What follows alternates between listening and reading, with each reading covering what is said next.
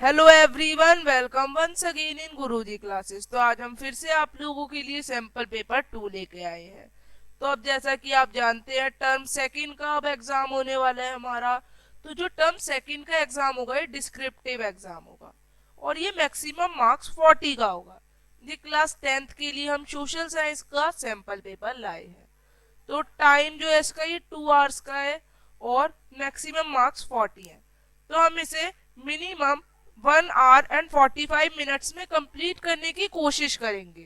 तो आइए स्टार्ट करते हैं। This question paper is divided into 5 section. ये क्वेश्चन पेपर 5 सेक्शन में डिवाइड है, A B C and D. All questions are compulsory, सभी क्वेश्चंस करना कंपलसरी है।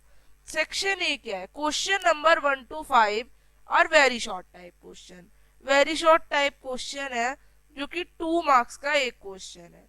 तो 5 है हमारे। सेक्शन बी की वही बात करें तो 6 से लेकर 8 तक के क्वेश्चन है हमारे, जिनमें 3 मार्क्स का एक क्वेश्चन है और जो लिमिट है वो 80 वर्ड्स की है।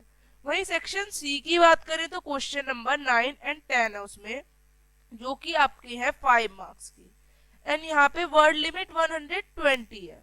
सेक्शन डी की बात करें तो question number 11 and 12 are case study based question है हमारे सेक्शन डी में। एंड सेक्शन टी में क्वेश्चन 13 है सेक्शन ई में, जिसमें 2 पार्ट्स हैं मैप वर्क के। 13.1 का मैप है 1 मार्क का, ज्योग्राफी का है हमारा 2 मार्क का। तो ये सभी आपको याद रखना है। There is no overall choice. पूरे सैंपल पेपर में कोई भी चॉइस नहीं है कि आप ये क्वेश्चन सोच सकते हैं, ये क्वेश्चन छोड़ सकते हैं। बस ऐसा अलाउड है कि जो लॉन्ग क्वेश्चन है हमारा उसमें 2 क्वेश्चन दिए, आपको एक ना एक अटेम्प्ट करना है और एक तो अटेम्प्ट करना कंपलसरी ही है। यानी 2 क्वेश्चन है, एक क्वेश्चन में चॉइस है और दूसरा कंपलसरी है सभी के लिए। तो आइए स्टार्ट करते हैं क्वेश्चन पेपर को। तो ये आप देख सकते हैं शॉर्ट क्वेश्चन है, वेरी शॉर्ट क्वेश्चन है। एक्सीडेड लिमिट है 40 वर्ड्स की। तो आइए लिखते हैं। How did non cooperation movement unfold in the cities and towns of India? India के जो टाउन्स थे और सिटीज थी उनमें जो नॉन कोऑपरेशन मूवमेंट थी ये अनफोल्ड कैसे हुई, इसने बदलाव कैसे लिया। तो इसमें क्या क्या हुआ ये बताना है हमें मेनली। तो मिडिल क्लास पार्टिसिपेशन हुआ। सिटीज में जो मिडिल क्लास के लोग थे उन्होंने क्या किया, उन्होंने इसमें पार्टिसिपेट किया। Foreign goods were बायकॉटेड। जो बाहरी चीजें थी, जो विदेश से आने वाली चीजें थी इंग्लैंड से, उनका इस्तेमाल करना बंद किया गया। लोगों ने इनका इस्तेमाल करना छोड़ दिया अपनी जिंदगी से। और तीसरा ये हुआ कि लिक्विड शिप्स वर क्लोज्ड, और जो हमारी शराब की दुकानें थी वो बंद की गई। तो इस तरह से आप फर्स्ट क्वेश्चन के आंसर में तीनों पॉइंट लिखेंगे। Second question, why is tourism considered as a trade? Tourism को ट्रेड क्यों कहा गया? It involve exchange and buying selling of products, क्योंकि इसमें हमारा एक्सचेंज या चीजों को खरीदना और बेचना था। तो ये हमारा मेनली किस में होता है, ये जो है ये हमारा मेनली एक ट्रेड में होता है, तो इसीलिए टूरिज्म को ट्रेड भी कहा गया। तो इसमें holiday packages, hotel rent, hospitality and mean of transport, ऐसी चीजों में खर्चा होता है जिससे इसे ट्रेड भी कह सकते हैं। एक्सचेंज ऑफ कल्चर, कल्चर का एक्सचेंज होता है। और मॉनेटरी टर्म्स में ये एक्सचेंज होता है हमारा। हम लोग कहीं घूमने जाते हैं तो वहां मनी लगती है, तो जब लोग घूमने जाते हैं तो जो टूरिज्म है उसमें एक तरह का ट्रेड भी हो जाता है, व्यापार भी हो जाता है। इस तरह से सेकंड क्वेश्चन था आपका। थर्ड क्वेश्चन है, आपको डिफरेंस बताना है between 1 party and 2 party system. इसमें क्या डिफरेंस है? तो हम लोग इसे डिस्क्राइब करेंगे अ सिंगल पार्टी सिस्टम। एक सिंगल पार्टी सिस्टम वो होता है जहाँ पे एक सिंगल पार्टी होती है, सारी पावर सिंगल पार्टी को होता है, नो ओपोजिशन और एनी अदर पार्टी एग्जिस्ट, और कोई भी और पार्टी नहीं होती। This system is in China. ये सिस्टम चाइना पे, जहाँ पे only communist party of China ही एक ऐसी पार्टी है जो कि प्रेसिडेंट, प्राइम मिनिस्टर, यहाँ तक कि अदर जो मेन पोस्ट होती है जैसे होम प्रेसिडेंट, फाइनेंशियल मिनिस्टर, ये सब वो ही पार्टी जो है सिलेक्ट करती है। तो सारा काम किसका है? 1 पार्टी सिस्टम में कम्युनिस्ट पार्टी ऑफ चाइना के ही है। अब वहीं हम देखें टू पार्टी सिस्टम, तो टू पार्टी होती है सिर्फ, और कंटेस्ट करती है इलेक्शन में यही दोनों, जो जीत जाती है वो काम करती है अपना। तो एक तरह से डेमोक्रेटिक हम इसे कह सकते हैं। अब state the role of reserve bank of India का रोल बताना है। रिजर्व बैंक ऑफ इंडिया, जिसको हम आरबीआई भी कहते हैं, आप सभी इसको जानते हैं, इंडिया सेंट्रल बैंक कहा जाता है। It controls the monetary policy. ये हमारी जो मॉनेटरी पॉलिसी होती है, पैसों का लेन देन होता है किसी नेशनल करेंसी में, ये सब इसके अंडर में रहता है। The basic function of the RBI, जो इसका मेन फंक्शन है, ये हमारा करेंसी को देखना, ये सारा रिकॉर्ड रखती है हमारा। क्रेडिट सिस्टम मेंटेन करती है, कैसे करेंसी ऑपरेट हो रही है, कितनी मनी फॉर्म हो रही है, कितनी मनी है मार्केट में, ये सब रिकॉर्ड इसी का होता है। तो ये सब, ये जो एक पूरा हमारा रिजर्व बैंक ऑफ इंडिया, इसमें सारी information related to money reserve रहती है। ये एक रिजर्व बैंक ऑफ इंडिया है जहाँ पे सारी मनी का जो इंफॉर्मेशन होती है रिजर्व रहती है, एक बैंक की तरह, जैसे उसमें पैसे होते हैं। तो अब एक रीड करना है डाटा आपको। तो यहाँ पे total production of finished steel in India बताया गया है, ईयर 2015 टू 2016 106.60। तो ये हमारा मिलियन टन्स में है।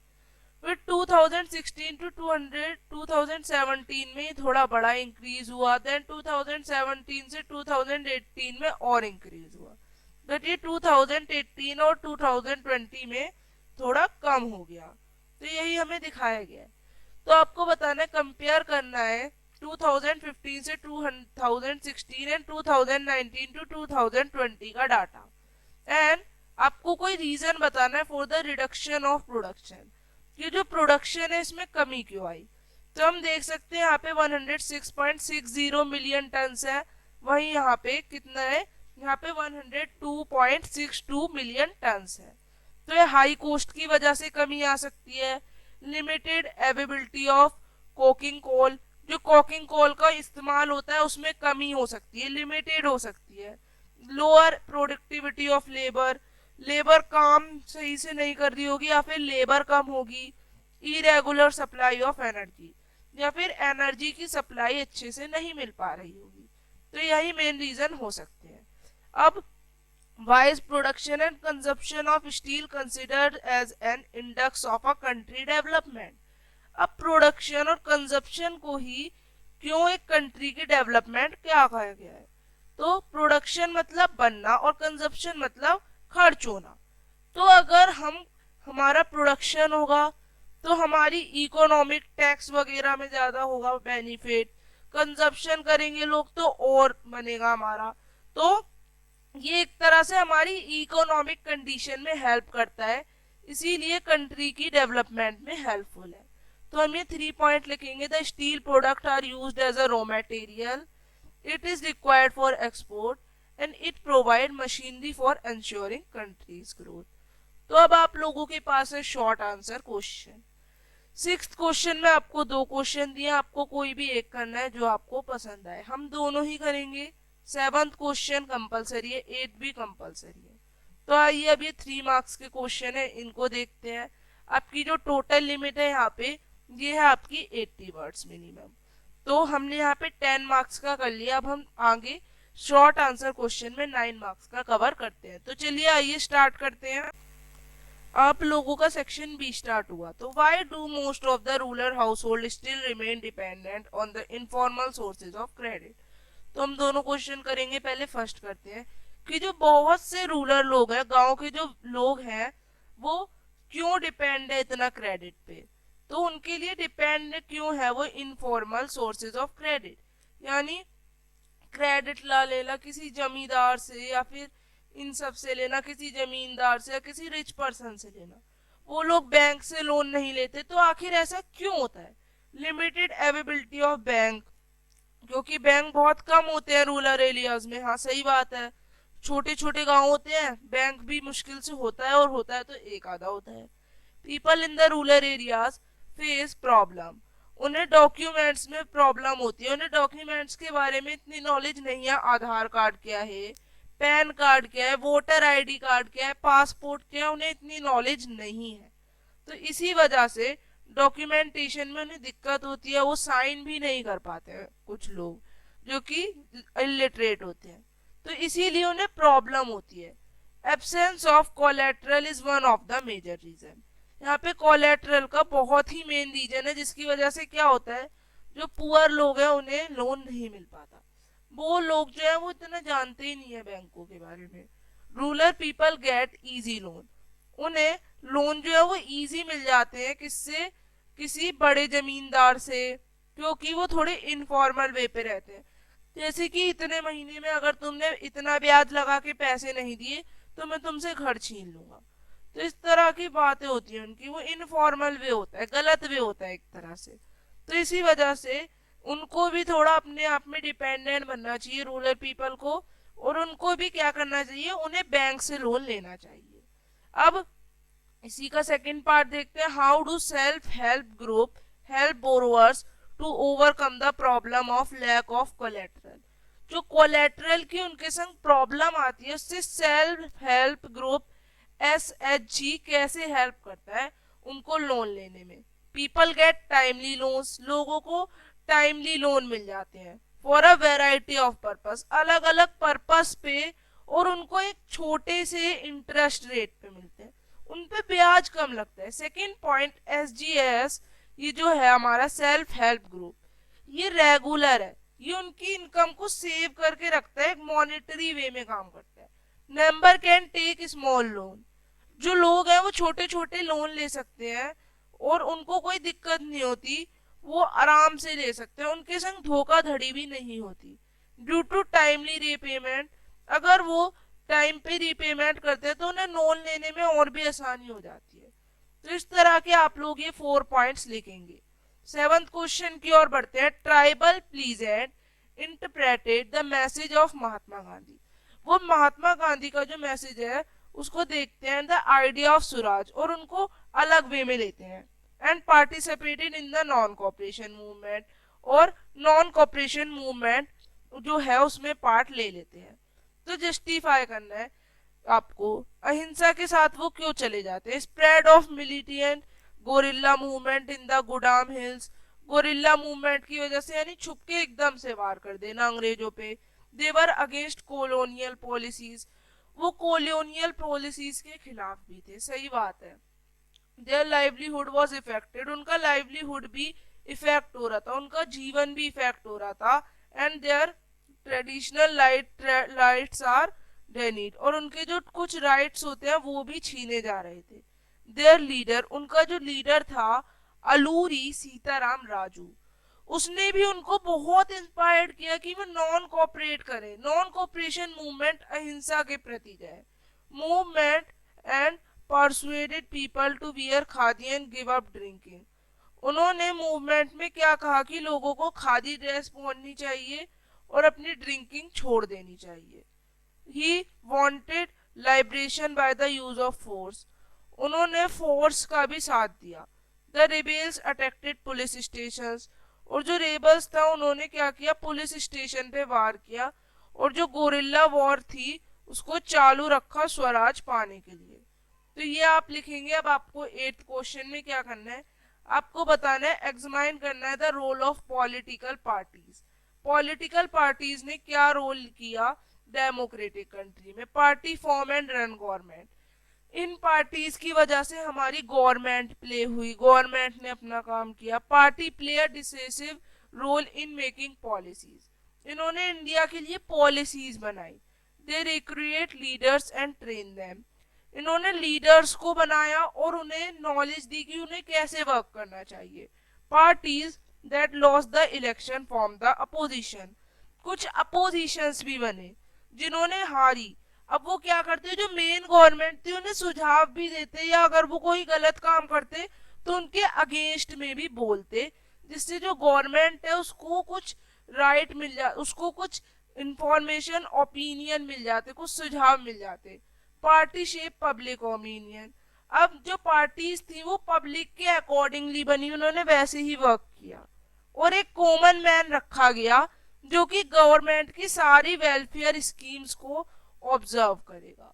तो ये था आपके शॉर्ट आंसर्स, आपने शॉर्ट आंसर्स कर लिए। अब आपके 10 + 9 19 मार्क्स कवर हो चुके हैं। तो आइए section C long answer type questions को स्टार्ट करते हैं। यहाँ पे टोटल 4 क्वेश्चंस हैं आप लोगों के, आपको कोई भी 2 करने हैं, पर हम यहाँ पे सभी डिस्कस करेंगे क्योंकि किसी को कोई क्वेश्चन पसंद होगा और किसी को कोई, और आपको आने भी दोनों चाहिए।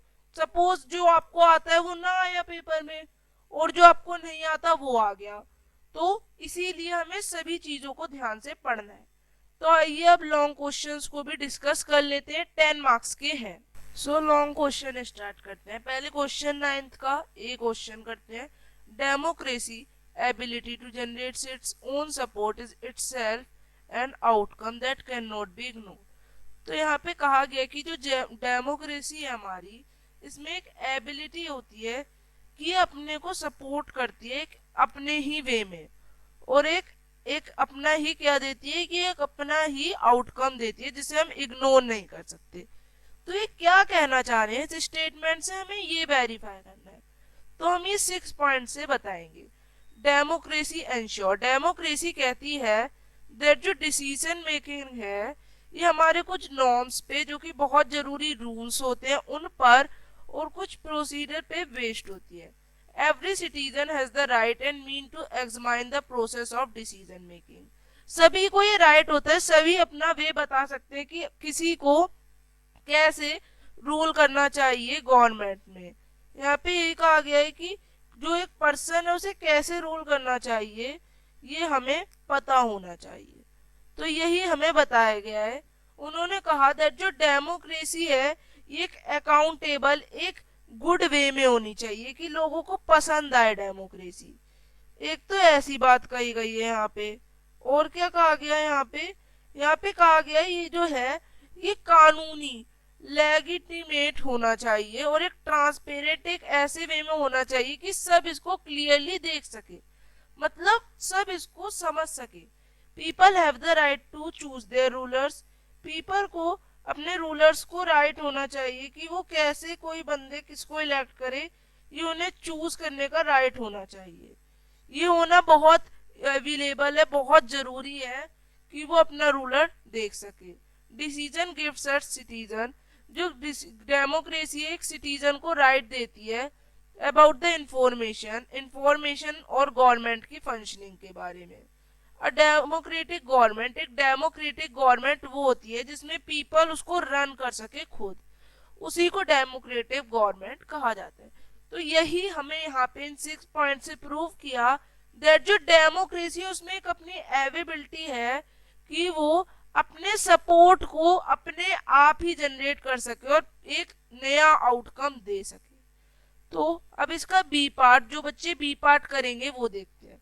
There is an overwhelming support for the idea of democracy, कि बहुत से जो लोग हैं, बहुत से लोग जो हैं क्या कर रहे हैं, वो लोग हमारा सपोर्ट कर रहे हैं, ओवरवेल्म्ड है, उन लोगों को डेमोक्रेसी पसंद आ रही है। हमारे साउथ एशिया में, साउथ एशिया में लोगों को बहुत ही पसंद आ रही है डेमोक्रेसी। तो इसके सपोर्ट में आपको बताना है क्यों आ रही है।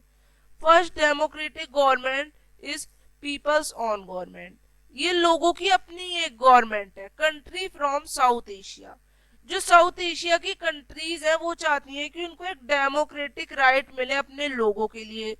Country want to elect their representative, क्योंकि कंट्री चाहती है कि वो अपने लोगों को खुद ही, अपने जो रूलर है उनको खुद ही इलेक्ट करे।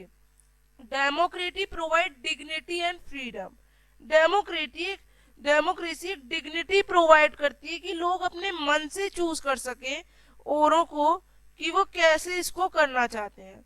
तो इस तरह से हमें बताया गया और बताया गया कि डेमोक्रेसी बेस्ड होती है आइडिया पे, किसी डिस्कशन का, लोग इसको डिस्कस कर सके, हाँ भाई सही से वर्क हो रहा है या नहीं। तो यही हमें बताया गया, जैसा कि इंडिया, नेपाल, बांग्लादेश, श्रीलंका जैसी कंट्रीज में होता है। क्वेश्चन 10, इसमें भी 2 पार्ट्स हैं। पहले पार्ट जो करेंगे उन बच्चों के लिए, examine the role of information technology, IT का जो रोल है आपको बताना है in the process of globalisation, globalisation के प्रोसेस में ये क्या रूल करती है हमारा प्लेग। तो यही हमें बताना है, हम ये 8 पॉइंट से प्रूफ करेंगे। तो आपको याद रखना है सोशल साइंस के एग्जाम में आपको आंसर पॉइंट्स में ही लिखने चाहिए, क्योंकि टीचर्स को पॉइंट बहुत ही पसंद आते हैं। टीचर्स पॉइंट को देख के बहुत ही प्रभावित हो जाता है। तो आपको शॉर्ट क्वेश्चन में कम से कम 3 पॉइंट लिखने चाहिए, और वेरी शॉर्ट में 3, शॉर्ट में 5, एंड मैक्सिमम 10 मार्क्स। जो 10 का होता है, 5 मार्क्स का क्वेश्चन होता है, जैसा कि हमारा क्वेश्चन 10 है, इसमें 6 to 8 पॉइंट कंपलसरी लिखने ही लिखने होते हैं। तो ये क्या कहा जा रहा है यहाँ पे समझते हैं। फर्स्ट पॉइंट में लिखेंगे technology has been changing. Technology change होती रह रही है, आईटी एक बहुत बड़ा रोल प्ले कर रहा है इसमें। टेली कम्युनिकेशन फैसिलिटी जैसे कि टेलीग्राफ, टेलीफोन, ये ग्लोबलाइजेशन सबको कनेक्ट रखने के लिए बहुत ही जरूरी है मोबाइल फोन का access. Help to communicate from remote area, जो लोग रिमोट एरिया दूर दूर में रहते हैं उनमें आईटी इंफॉर्मेशन टेक्नोलॉजी की वजह से बहुत ही डेवलपमेंट पाया जा रहा है। Development of satellite, satellite communication device में भी डेवलपमेंट है। कंप्यूटर्स में भी जो है नई नई फील्ड आ रही है।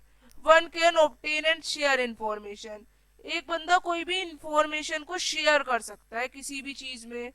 इलेक्ट्रॉनिक मेल यानी ईमेल और वॉइस मेल जैसी चीजें चल रही हैं वर्ल्ड में, जिनकी कोई कॉस्ट नहीं लगती, फ्री है। तो ये बहुत ही इंपॉर्टेंट है लोगों को अपने वे को आसान करने के लिए।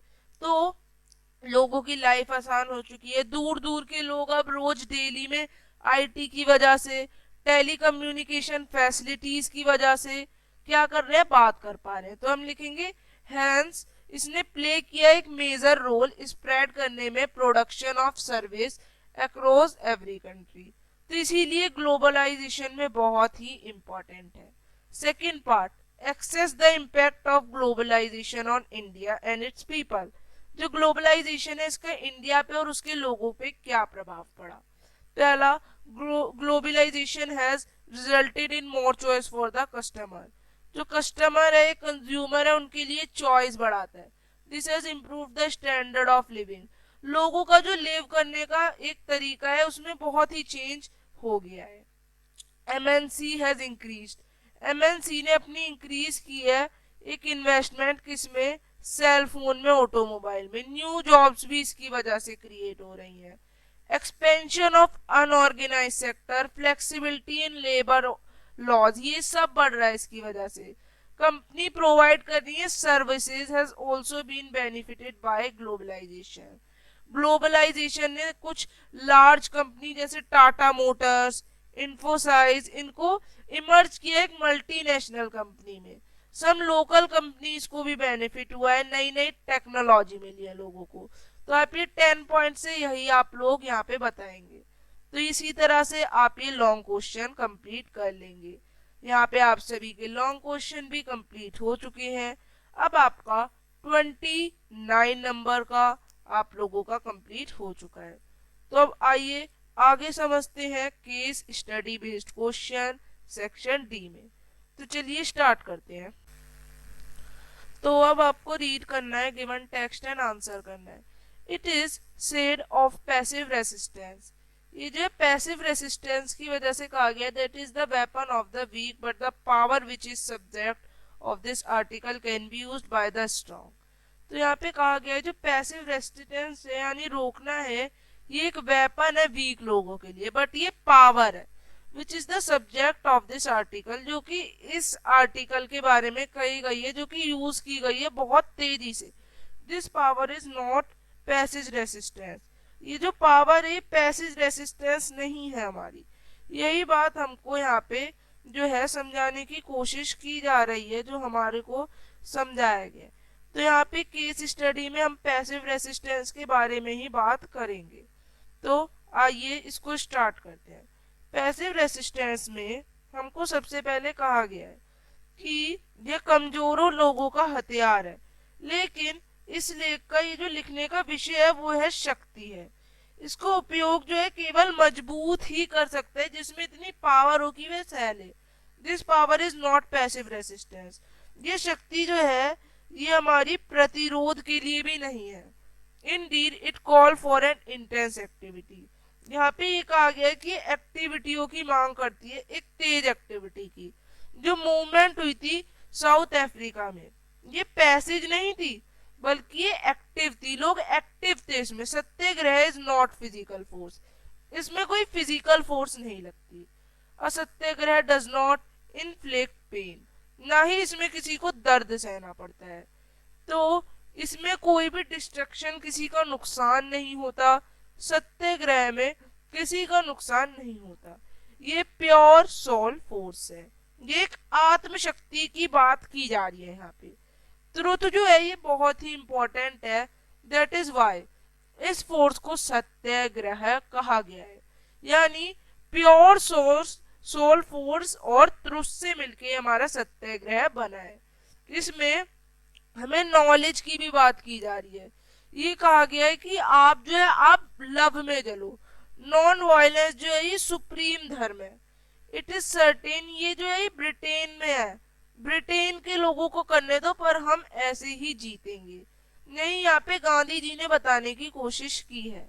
तो ये 4 मार्क्स का है। आइए अब क्वेश्चन करते हैं। पहले दोनों क्वेश्चन 1 मार्क्स के एंड देन थर्ड वाला कितने मार्क्स का है, वो हमारा है 2 मार्क्स का। Why did Gandhi ji consider non violence as supreme dharma? Gandhi जी ने नॉन वायलेंस को सुप्रीम धर्म क्यों कहा है? उन्होंने इसको सुप्रीम धर्म जो है वो क्यों कहा है? आप बता सकते हैं क्यों कहा है? Gandhi ji adopted non violence, उन्होंने नॉन वायलेंस को एक फिलॉसफी के रूप में लिया एंड एक आइडियल वे ऑफ लाइफ में लिया। और अकॉर्डिंग टू हिम जो फिलॉसफी है ये नॉन वायलेंस है, और इसीलिए जो वेपन है ये वीक का नहीं है। तो इसीलिए यहाँ पे कहा गया है कि वेपन जो है ये उन लोगों का है जो कि सह सकता है कोई चीज, जिसमें इतनी शक्ति है कि वो कोई चीज सहे। How was Gandhian Satyagraha taken by the people who believed in philosophy? कि जो लोग थे उन्होंने कैसे लिया, इस पे बिलीव किया फिलॉसफी पे। सत्याग्रही जो है इसमें कोई पेन नहीं है, इसमें कोई वैसा पेन नहीं है, पर ना ही कोई डिस्ट्रिक्शन है। तो in the use of satyagraha, इसीलिए उन्होंने कहा देयर इज नो वेल।